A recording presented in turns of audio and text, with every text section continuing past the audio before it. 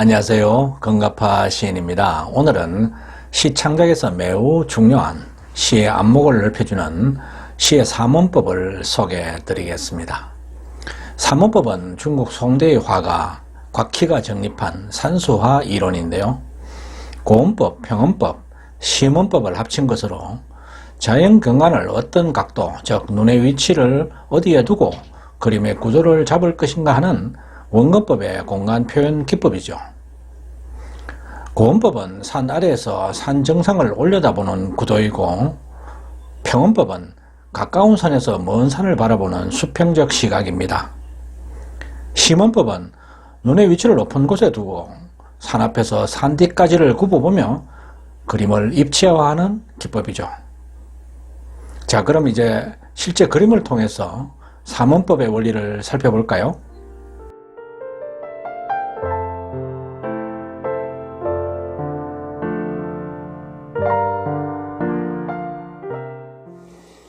사문법의 첫 번째로 고원법은 산색은 청명하게, 형세는 우뚝하게 그려 웅장함을 표현했는데요. 산을 높게 표현할 때는 안개로 산위를 가리는 기법을 사용했는데, 겸재정선이 76세에 그린 인왕제색도가 대표적인 그림입니다. 비겐 인왕산의 모습을 그린 작품인데, 안개가 피어오르고 세 개의 폭포가 세찬 물줄기를 뿜어내며 정상의 바위는 진한 먹을 사용해 무게감과 강인함을 담았죠.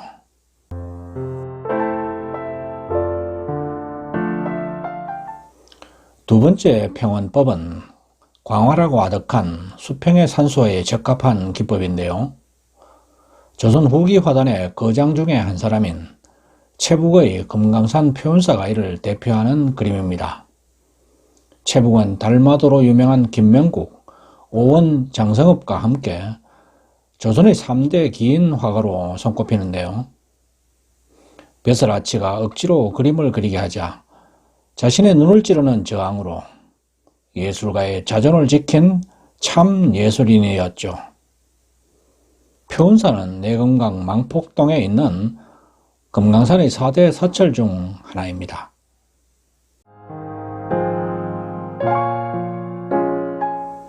마지막으로 멀리 겹겹이 쌓인 느낌을 주는 시문법은 자연의 무한한 깊이를 나타낼 때 쓰이는 기법인데, 겸재정선의 금강전도가 대표적인 작품입니다.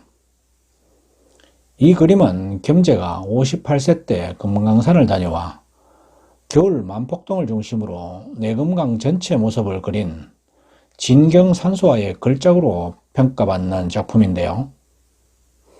위쪽에는 비로봉이 우뚝 솟아있고 오른쪽에는 기암절벽들이 만물상을 이루며 왼쪽에는 온화한 산세가 숲을 등에 업고 있죠. 중심부에는 만폭동이 있고 그 아래로 표운사와 장안사를 그렸는데요. 아래쪽 끝부분에는 장안사로 들어가는 비형교가 있어 속세의 다리 노릇을 하고 있습니다.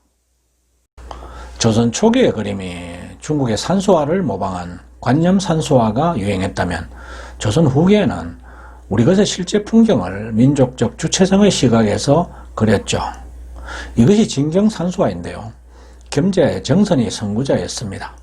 진경의 의미에는 대상의 참모습, 곧 본질을 묘사했다는 의미도 같는데, 겸재의 금강전도는 금강산의 12,000봉을 다 그렸다는 뜻의 전도가 아니라 금강산의 참모습을 그린 것이라는 진경의 의미를 담고 있습니다.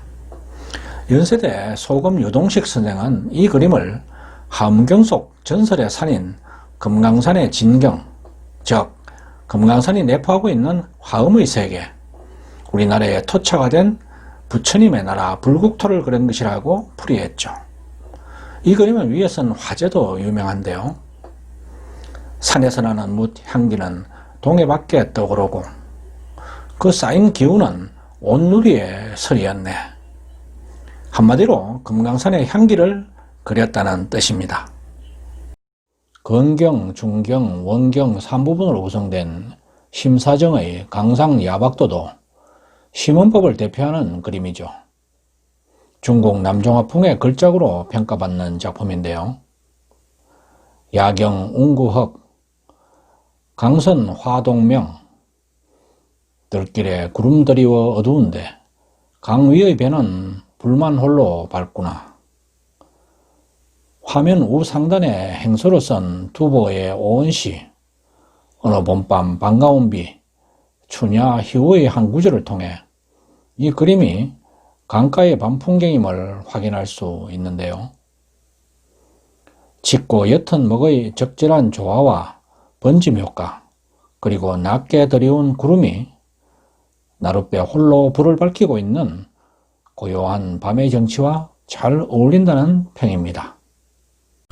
곽희는 삼원법의 시각을 인물에 비유하기도 했는데요. 고은은 명료한 사람, 평원은 맑고 깨끗한 사람, 심은은 자질구레한 사람에 비유했죠.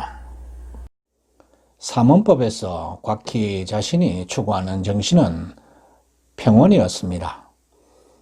맑고 깨끗한 세계였죠.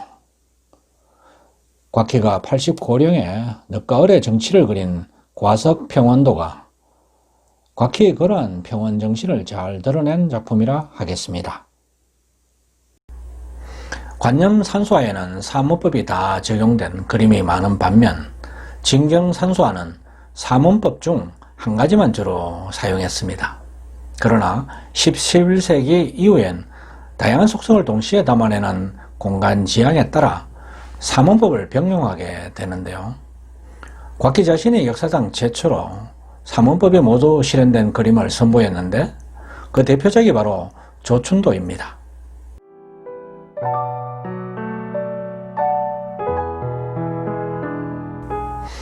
자연산수를 어떤 각도로 그릴 것인가를 제시한 삼원법의 개념을 이제 어느 정도 이해하셨나요? 곽희의 삼원법은 시 창작에도 많은 영감과 가르침을 줬습니다. 일찍이 백수 정환영 선생은 금강산을 노래한 시로 시의 삼원법을 설명했죠. 먼저 고원법의 시를 만나보겠습니다. 지팡이로 구름을 뚫고 세 발자국 올라 우뚝 서니 산은 푸르고 돌은 흰데 사이사이 꽃이 피었더라. 만약 화공이 이 경치를 그림으로 그릴 것 같으면 숲을 아래서 우짖는 저 새소리를 의아할까 보냐. 이 시는 우암 송시열의 금강산 등고운이라는 한 시인데요. 첫 구절, 즉 지팡이로 구름을 뚫는 일장천운이 압권입니다. 이 구절이 없었다면 어떻게 금강산의 높고 푸른 전기를 뚫고 올라설 수 있었겠습니까? 지팡이는 선생의 기계를 상징한다고 볼 수 있는데요. 이 시는 산 아래에서 산정을 올려다보고 그린 고원법의 사례입니다. 백수 정환영 선생은 이 시를 기교에 능한 작품이기는 하나 있는 그대로를 찍어낸 직사법을 써 삼원법 중에서 가장 아랫자리에 놓인다고 했죠.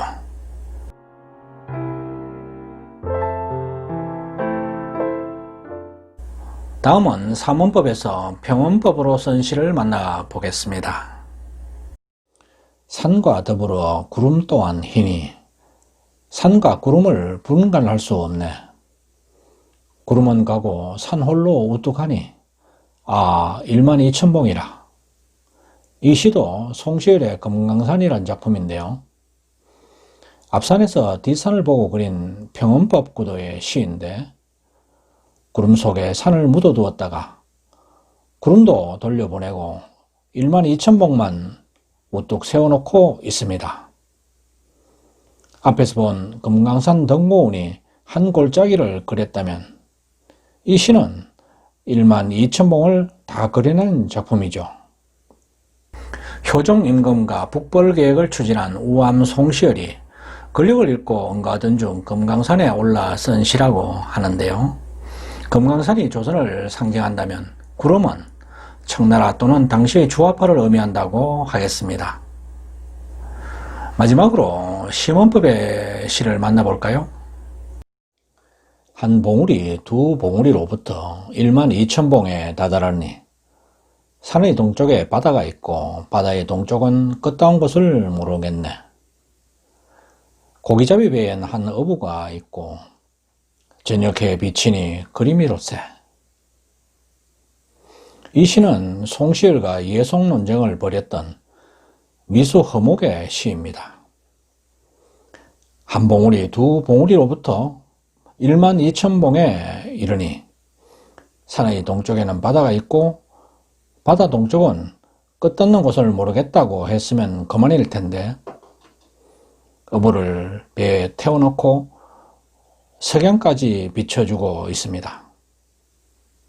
온누리를 떡 주물듯 주물러 놓은 절창이라고 백설 선생께서 극찬한 작품인데요.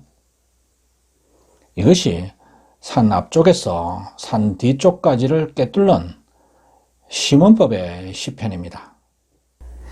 백수 정환영 선생은 삼원법 중 심원법의 시가 가장 앞자리에 놓인다고 했는데요.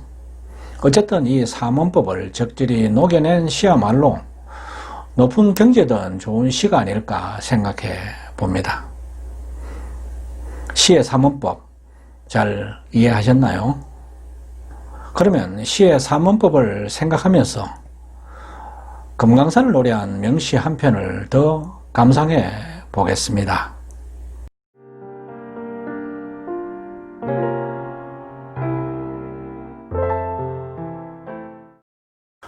우리 시대 최고의 시인이신 이건배 선생은 우리 현대시사에서 시와 시조를 통틀어 최고의 시 한 편을 든다면 자신은 조운의 구룡포포를 들겠다고 했는데요. 일제시대 때 이름을 크게 날렸던 윤공강 시인도 위당, 노산, 육당, 가람의 시조나 수주, 월탄, 지용의 시를 다 갖다 대어도 구룡포포와 어깨를 겨룰 수 없다고 극찬한 작품이죠. 구룡포포, 조운.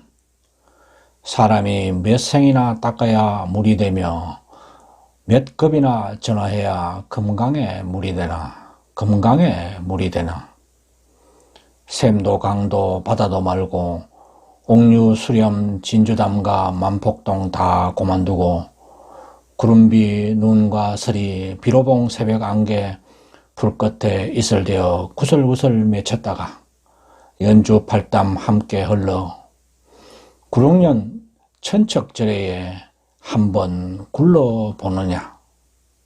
조운의 시조는 고매, 석류, 상치쌈 등 좋은 시들이 절비합니다. 하지만 사설시조는 구룡포포 단 한 편뿐입니다. 이건배 시인은 금강산에 가서 구룡포포와 맞닥쳤을 때 그 어떤 낱말 하나도 떠오르지 않았다고 토로했었죠. 그만큼 구룡포포의 장엄한 위용을 시로 표현한다는 게 결코 쉽지 않을 것 같은데요. 여러분이라면 어떤 시상을 떠올릴 수 있을까요?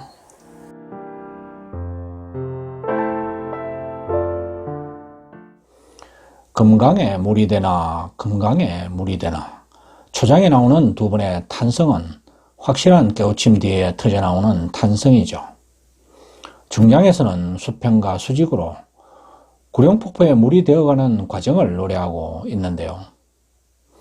종장에서는 천척절에에 몸을 던지는 절대적인 삶에 대한 간구와 현실 극복의 비장미가 넘칩니다. 일제의 압제 속에서 구룡폭포와 같은 기계와 기상을 온몸으로 보여준 절창인데요. 이슬이 우리 조선인 개개인을 말한다면 폭포는 전 조선인이 하나로 뭉쳐진 대동세계를 상징합니다. 중국 당대 남종화의 시조로 추앙받는 시인이자 문인 화가인 왕류의 그림에 대해 천재시인 소동파는 시를 의미하면 그 가운데 그림이 있고 그림을 보면 그 가운데 시가 있다고 말했죠. 시화일치, 즉 시와 그림은 하나의 예술이라는 뜻인데요. 그림 그리듯이 시를 쓰고 시에서 그림을 만날 수 있는 시중 유화, 화중 유시의 시세계를 읽어나가야 하겠습니다.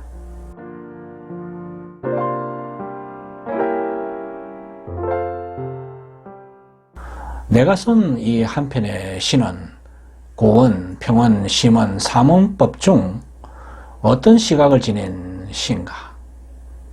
내 시는 삼원법 중 가장 앞자리에 놓이는 심원의 상상과 입체감을 보여주고 있는가? 중국 송대의 화가 곽희가 제시한 삼원법으로 배우는 시창작법은 여기까지입니다. 아직도 건가파TV를 구독하지 않으신 분은 붉은색 구독 버튼과 좋아요 엄지척 지금 눌러주시기 바랍니다. 끝까지 시청해 주셔서 감사합니다.